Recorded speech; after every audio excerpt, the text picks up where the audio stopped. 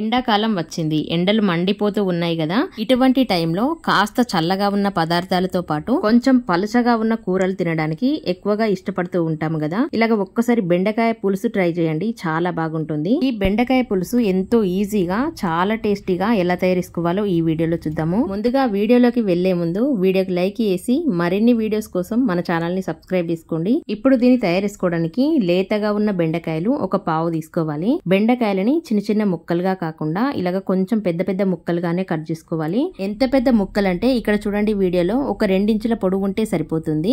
ఇంత పెద్ద ముక్కలుగా కట్ చేసి పక్కన పెట్టుకోండి. తరువాత చింతపండు నానబెట్టుకుందాము. మీరు తినేదాన్ని బట్టి చింతపండు తీసుకోండి. చింతపండుని ఒక 2-3 సార్లు బాగా కడిగిన తర్వాత నీళ్లు వేసి పక్కన పెట్టుకోండి. ఇప్పుడు కడాయిలో కొంచెం అంతా నూనె వేసుకోవాలి. నూనె కొంచెం ఎక్కువగానే వేసుకోండి. మనం కట్ చేసిన బెండకాయ ముక్కలు అన్నింటినీ నూనెలో వేసి బెండకాయ ముక్కలు చక్కగా ఫ్రై అయ్యేంత వరకు బాగా కలుపుతూ ఫ్రై చేసుకోవాలి. ఇక్కడ చూడండి బెండకాయ ముక్కల పైన కాలినట్టుగా మచ్చలు ఏర్పడి కాస్త పొంగుతాయి.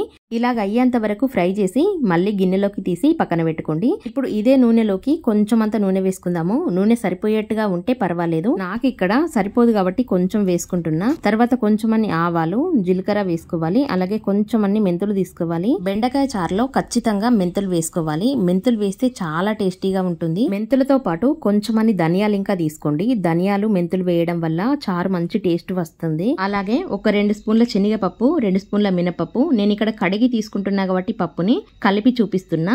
అందుకోసమని వీటిని ఇంకా చక్కగా ఫ్రై చేసి తీసుకోండి. బెండకాయ చారులో మినపప్పు శనగపప్పు వేయడం వల్ల తినేటప్పుడు పంటికి తగులుతూ ఉంటే చాలా బాగుంటుంది. ఒక 7-8 ఎల్లిపాయలను ఇంకా ఇలాగా కచ్చా పచ్చగా దంచి తీసుకోండి. అల్లం మాత్రం వేయకండి. ఎల్లిపాయలు కాస్త ఎక్కువగా వేసుకోండి, చాలా బాగుంటుంది. 2-3 ఎండుమిరపకాయలతో పాటు ఒక 4 కళ్యామాకు రెమ్మలు ఇంకా వేసుకోండి. కళ్యామాకు వేయడం వల్ల సూపు మంచి టేస్ట్ వస్తుంది. బెండకాయ చారు టేస్ట్ అంతా తాలింపులోనే ఉంటుంది. తాలింపు ఎంత మంచి స్మెల్ వస్తే చారు అంత బాగుంటుంది. తాలింపు అయితే ఖచ్చితంగా ఇలాగే వేసుకోవాలి. దీంట్లోకి అల్లం వెల్లుల్లి పేస్ట్ గాని, గరం మసాలా గాని, ధనియాల పొడి గాని వీటితోనైతే అవసరం లేదు, అస్సలు వేయకండి. ఒక పెద్ద సైజు ఉల్లిగడ్డ తీసుకొని వీలైనంత చిన్నగా ముక్కలు కట్ చేసి వేసుకోండి. ఉల్లిగడ్డ ముక్కలు ఇంకా కాస్త ఎక్కువగానే వేసుకోండి.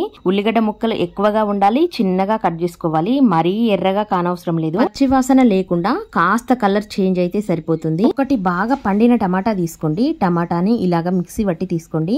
మిక్సీ పట్టకుండా ముక్కలుగా ఇంకా కట్ చేసుకోవచ్చు. ముక్కలు కట్ చేసేటప్పుడు పెద్ద ముక్కలుగా కాకుండా చిన్న చిన్న ముక్కలుగా కట్ చేసుకోవాలి. ఉల్లిగడ్డని ఏ విధంగానైతే కట్ చేసుకున్నామో అదే విధంగా టమాటాని ఇంకా చిన్న ముక్కలుగా కట్ చేసి తీసుకోవాలి. అప్పుడే మనకు సూప్ అనేది చిక్కగా వస్తుంది. అందుకోసం తర్వాత దీంట్లోకి మీరు తినేదాన్ని బట్టి కారము, ఉప్పు, పసుపు వేసి టమాటా రసంలో ఉన్న పచ్చివాసన పోయేంత వరకు చక్కగా బాగా కలుపుతూ 1 నిమిషం పాటు ఫ్రై చేసుకోవాలి. తర్వాత దీంట్లోకి ముందుగా ఫ్రై చేసి పెట్టుకున్న బెండకాయ ముక్కలన్నింటినీ వేసి మరొక నిమిషం పాటు బాగా కలుపుతూ ఫ్రై చేసుకోవాలి. ఒకవేళ మీరు కావాలంటే ఇలాగే ఫ్రై లాగా చేసుకోవచ్చు. ఇలాగ ఫ్రై లాగా చేసినా గానీ చాలా బాగుంటుంది. ఒక 4-5 నిమిషాల పాటు గ్యాస్ సిమ్ లో పెట్టి పైనుండి మూత పెట్టి ఫ్రై లాగా చేసుకుంటే సరిపోతుంది. మనం ఇప్పుడు దీన్ని సూప్ తయారు చేసుకుంటున్నాం కాబట్టి ఇలాగ బాగా ఫ్రై చేసిన తర్వాత దీంట్లోకి చింతపులుసు వేసుకోవాలి. ముందుగా మనము చింతపులుసు నానబెట్టుకున్నాం కదా, చింతపండు రసం తీసి వేసుకోవాలి. నేను ఇక్కడ టమాటా మిక్సీ పట్టుకున్నాం కదా, మిక్సీ పట్టుకున్న గిన్నెలో నీళ్లు వేసి చింతపులుసులో వేసుకున్నా.